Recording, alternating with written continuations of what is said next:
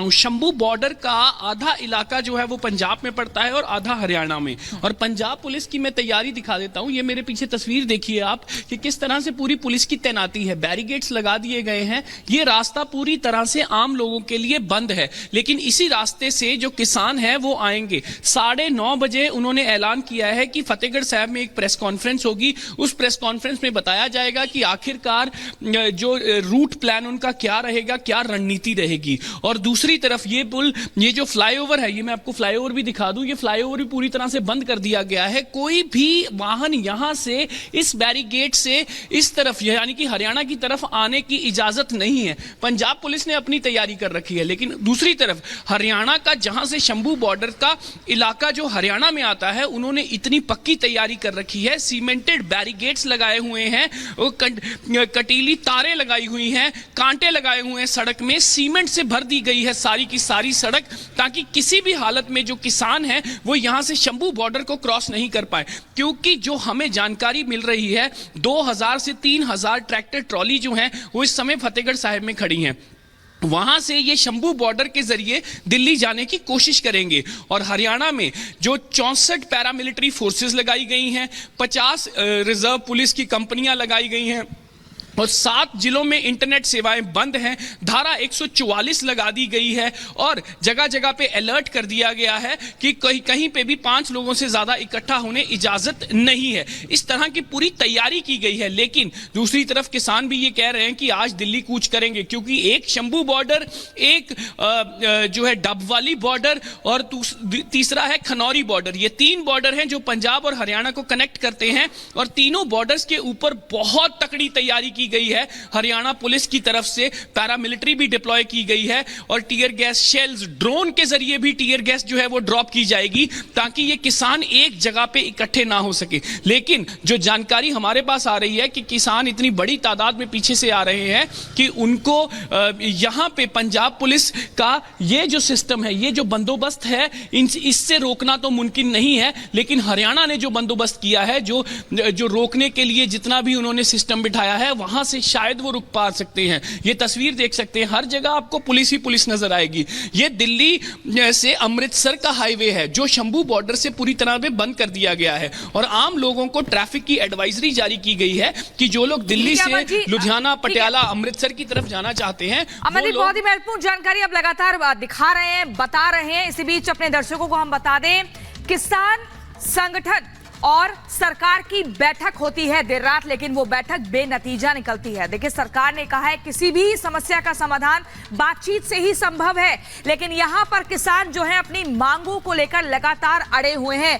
जिस कमेटी को गठित करने की बात सरकार की तरफ से की गई है, उसमें भी किसान की सीधे तौर पर नामंजूरी दिखी। आखिर क्या कुछ पूरा मामला है, क्या कुछ मांगे किसान जो अपनी तरफ से रख रहे हैं और मौजूदा हालात क्या बने हुए, इस रिपोर्ट में देखिए।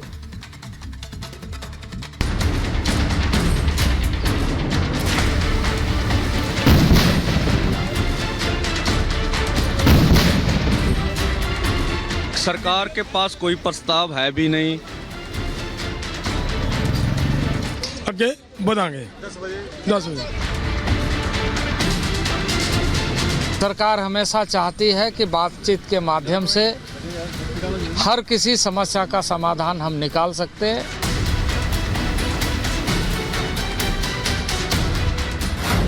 वार्ता से नहीं निकला समाधान, आज दिल्ली कूच की तैयारी में किसान। जब भी सरकार बुलाएगी हम जाएंगे।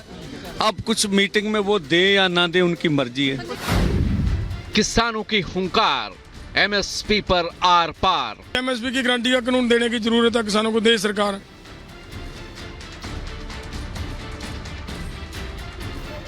किसान संगठनों ने एक बार फिर दिल्ली कूच को लेकर कमर कस ली है। एमएसपी गारंटी समेत कई मांगों को लेकर आज फिर किसान दिल्ली कूच की तैयारी में हैं। सरकार ने दिल्ली चलो मार्च से पहले किसानों को मनाने की कोशिश की। चंडीगढ़ में केंद्रीय मंत्री पीयूष गोयल और कृषि मंत्री अर्जुन मुंडा की किसान नेताओं के साथ लंबी वार्ता हुई, लेकिन करीब 5 घंटे तक चले मंथन के बावजूद सरकार और किसानों के बीच सहमति नहीं बन पाई और ये बैठक बेनतीजा खत्म हो गई।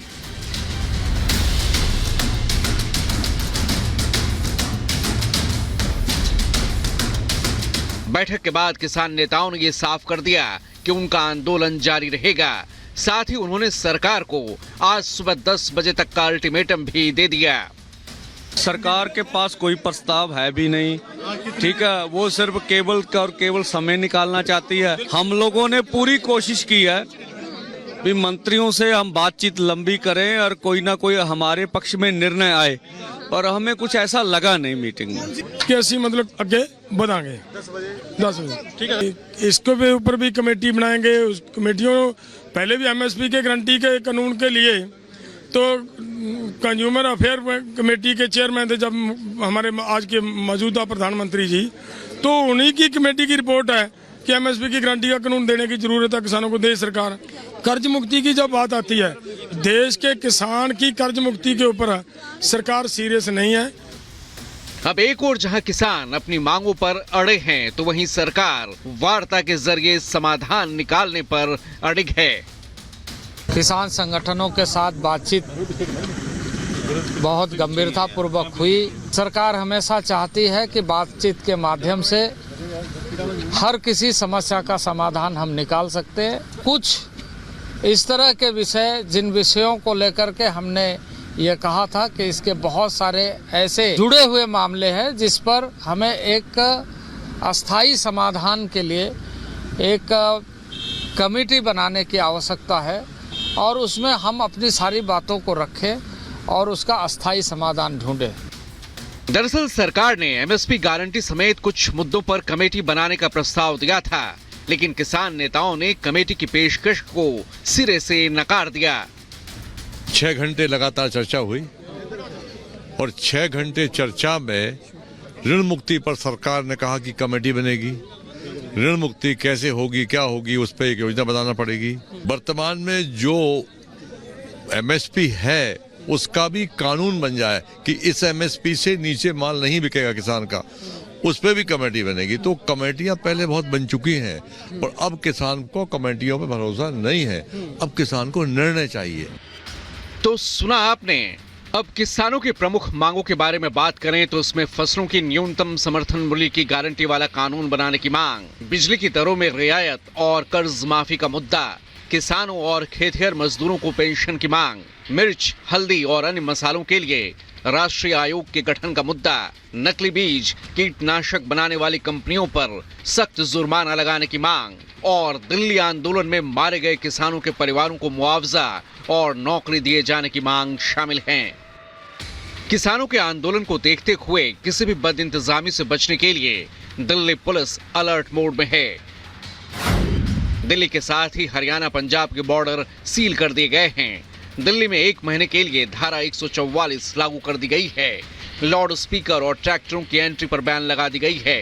हरियाणा के शंभू खनौरी बॉर्डर पर सुरक्षा बढ़ा दी गई है। हरियाणा के 7 जिलों में इंटरनेट सेवाएं बंद कर दी गई हैं। दिल्ली में बॉर्डर सील कर दिए गए हैं। बॉर्डर पर सीमेंट के स्लैब और कंटीली तारें लगाई गई हैं।